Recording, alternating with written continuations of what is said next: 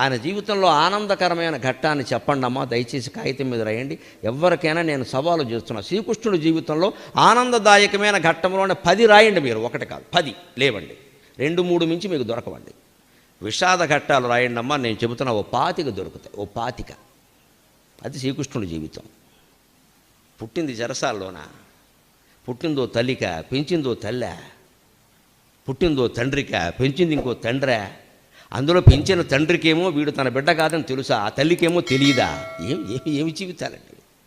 అవునడానికి లేదు, కాదనడానికి లేదు. నిజం ఒకటికి తెలుసు, నిజం ఇంకోళ్ళకి తెలియదు. కానీ పెరిగాడు మహానుభావుడు. పుట్టగానే చంపేస్తాననే మేనమామ. మనం ఎంత అదృష్టవంతులు ఉండే అటువంటి మేనమామలు మనకు లేరు.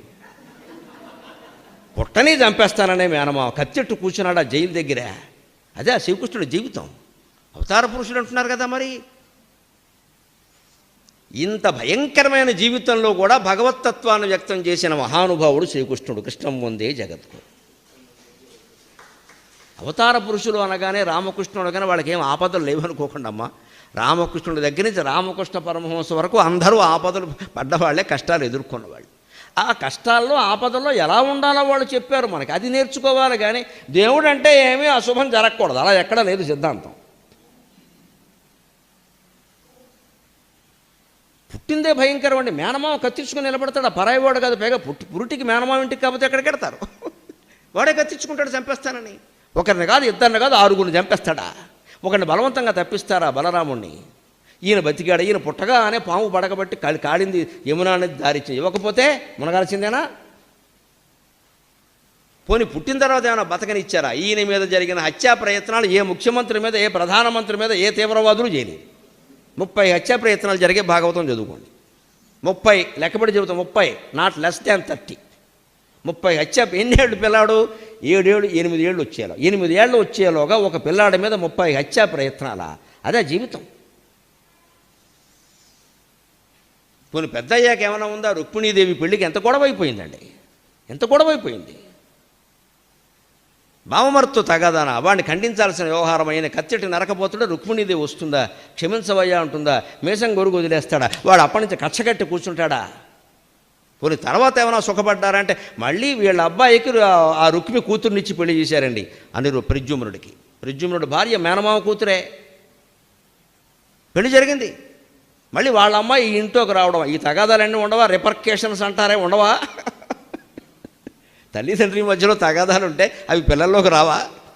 ఎంత పడ్డాడు. కొడుకు కాపురం అలాగే ఉంది, ఆయన కాపురం అలాగే ఉంది. 1, 2, 8 మంది భార్యలా.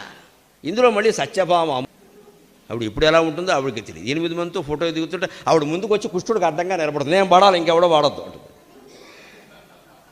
ఆవిడతో పడ్డాడు. పోనీ ఏమైనా యుద్ధం చేశాడు? కాళ్ళు ఎట్టుకున్నాడు. వీళ్ళు అక్కడ కాళ్ళు ఎట్టుకొని కాపురం చేశారండి మహానుభావుడు. మనము పెద్ద అహంకారాలు ఫీల్ అయిపోతున్నాం ఇక్కడ. కాళ్ళు ఎట్టుకుని కాపురం చేశాడు ఆయన. కాపురం చేసుకుంటే కాళ్ళు ఎట్టుకోవాలని చెప్పాడు.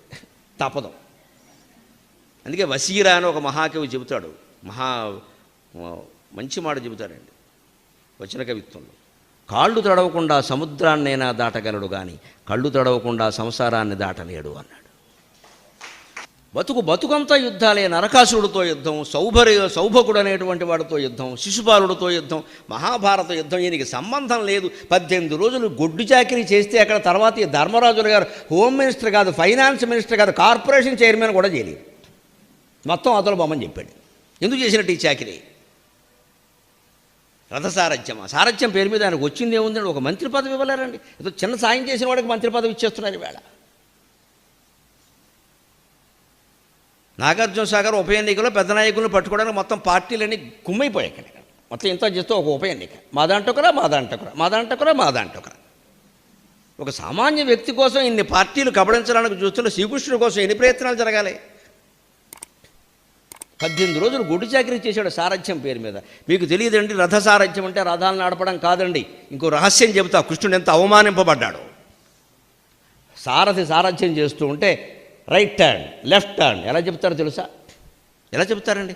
కుడికి తిప్పు, ఎడంకి తిప్పు, ఈలో బాణం వేస్తాడు, వీడు పోతాడు. ఇక్కడ కుడి కాలుతో తంతారమ్మా, కుడికి తిప్పమని అర్థం సారథిని, ఎడమ కాలుతో తంతే ఎడమకి తిప్పమని అర్థం. ఇటువంటి తాపులు పరమాత్మ ఎన్ని పడుంటాడండి అర్జునుడి చేతుల్లో ఎన్ని పడుంటాడండి 18 రోజుల పాటు. సేవకుడు అంటే సేవకుడు, నాయకుడు అంటే నాయకుడు, జగత్ అంటే శ్రీకృష్ణ పరమాత్మ, జగత్ అంటే శ్రీకృష్ణ పరమాత్మ. మనం నాయకులుగా ఉంటాం, సేవకులుగా ఉండడానికి సిద్ధపడం. ఇలా పులిచి చెప్పరండి, ఇలా భుజం మీద తట్టరండి. రైట్ టర్న్ లెఫ్ట్ టర్న్ అంటే తెలియదండి, అంత అవకాశం ఉండదండి. బాణాలు వచ్చి పడుతున్నాయండి అక్కడ. ఇలా అంటారు అంతేనండి. బొట్టన వేలు తగిలిస్తారండి. అది తట్టుకున్నాడు ఆయన, అవమానంగా భావించలేదు. ఈయన సారథిని, డ్రైవర్కి ఎంతకంటే ఏముంటుంది అంటారంతే. ఆయన డ్రైవరా? లోకానికి మొత్తానికి 14 లోకానికి డ్రైవర్ని తీసుకొచ్చి అర్జునుడికి రథానికి డ్రైవర్ని చేశాడే. ఈ కర్మంతా 18 రోజులు పడి నిలబడి 18 అధ్యాయాలు భగవద్గీత చెప్పాడే.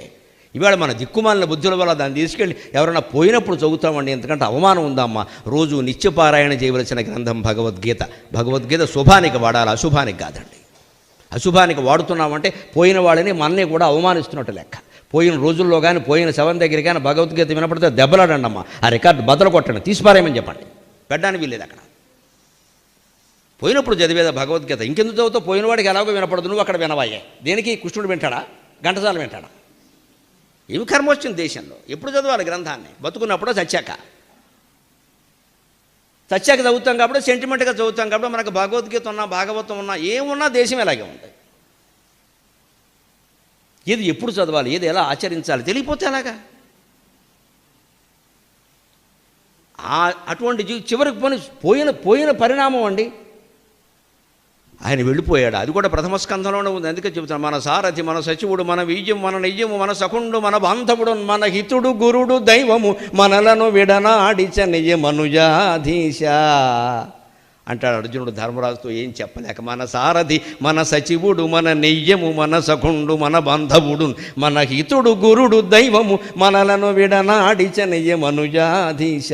మన సర్వస్వమైన శ్రీకృష్ణ పరమాత్మ వెళ్ళిపోయాడయ్యా. ఇంకేమిటంటే ఆ వెళ్ళిపోయిన పరిస్థితి ఎటువంటిది? రాత్రి వసుదేవుడిని కూర్చోబెట్టి రోజు పారసేవ చేస్తాడు. ఓ పావు గంట ఎక్కువ చేసేట. ఏమిట్రా అబ్బాయి ఈవేళ అలా కూర్చున్నామంటే, ఏం లేదు నాన్నగారు, నన్ను చేయనివ్వండి, నాకు ఎందుకో చెయ్యాలని ఉంది, నన్ను చేయను. మళ్ళీ తండ్రికి ఏం దొరకడు. తల్లి తండ్రి బతుకుండగా శ్రీకృష్ణుడు చనిపోయాడమ్మా. ఎంత దుఃఖాన్ని ఆ తల్లిదండ్రులు అనుభవించి ఉంటారు. తాను వాళ్ళని పంపించేసి వెళ్ళొచ్చు కదా, దేవుడు కదా, వాళ్ళని పంపించి వెళ్ళొచ్చు కదా. ఏ తల్లిదండ్రులను కోరుకునేది అదే కదా. కొడుకు చేతుల్లో బొమ్మన్నారు, లేదా కాశీలో బొమ్మన్నారు. కాశీలోనైనా పోవాలి, కన్నా కొడుకు చేతుల్లోనైనా పోవాలి. అంత అదృష్టంగా భావిస్తారే కొడుకు చేతుల్లో మరణించడం. ఆ అదృష్టం వసుదేవుడికి దక్కలేదు, దశరథుడికి దక్కలేదు. దేవుడు పుట్టాడు అక్కడ, దశరథుడికి దక్కలేదు, వసుదేవుడికి దక్కలేదు. మనమో గొప్పలు చెబుతున్నాం ఇక్కడ. జీవితంలో పడవలసిన దుఃఖాలు, కష్టాలు, అవమానాలు అన్నీ పడి ఇవన్నీ మేము ఎదుర్కొన్నాం. మా చరిత్రలు చదవడం ద్వారా మీరు ఎదుర్కోండి. పోవాలని కోరుకుంటారంటే ఎదుర్కోండి, డైరెక్ట్లీ ఫేస్ ఇట్. తప్పించుకోవాలని చూడొద్దు. కష్టం నుంచి దుఃఖం నుంచి ఎదుర్కో.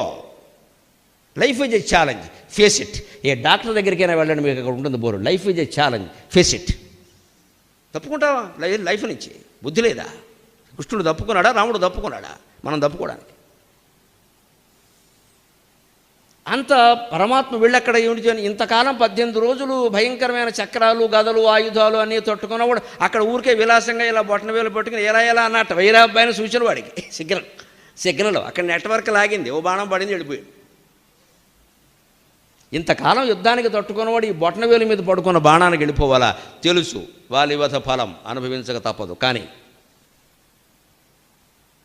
వాడే ఇలా పుట్టాడు, జర అనేటువంటి పోయేవాడి కింద వాళ్ళు మళ్ళీ ఆ కక్ష ఇప్పుడు తీర్చుకున్నాడు. అవకాశం ఇచ్చాడు కృష్ణుడు, తీర్చుకోరా అబ్బాయి, అప్పుడు నాకు దొరికావు కదా, ఇప్పుడు నేను దొరుకుతా, కావాలనే దొరుకుతా, తీర్చుకో హాయిగా, ఏం సంతోషించు, ఏం పోయింది. ఆ తర్వాత కూడా దుఃఖ పరిణామం అమ్మా. ఈవేళ మృత శరీరాన్ని ఒక్క పూట ఉంచాలంటే ఎంత కష్టం అవుతుంది. భాగవతం, భారతం చదివి తెలుసుకోండి. 7 రోజులు మృత శరీరం అలాగే ఉందండి. 8 మంది భార్యలలో ఒక్కరు లేరు, తల్లి లేదు, తండ్రి లేదు, బిడ్డలు లేరు, ఎవ్వరు లేరు. మన భాషలో చెప్పాలంటే దిక్కుమాలిన మరణం. అది భగవంతుడికి లభించిన వరం, దాన్ని వరంగా భావించాడు. ఎందుకంటే గాంధారి మహాపతివ్రత గొప్ప శీలవతి శపించింది.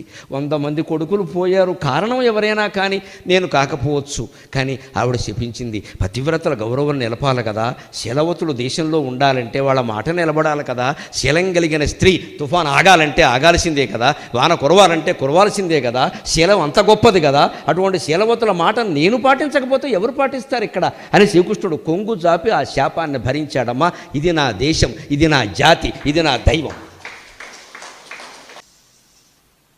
ఆ పైన అసలు కథలోకి ప్రవేశిస్తే చిత్రమైన వృత్తాంతాలు మనస్సుని కలిచేస్తాయి. అయినా మనం చెప్పుకోవాలి కాబట్టి చెప్పుకోవాలి.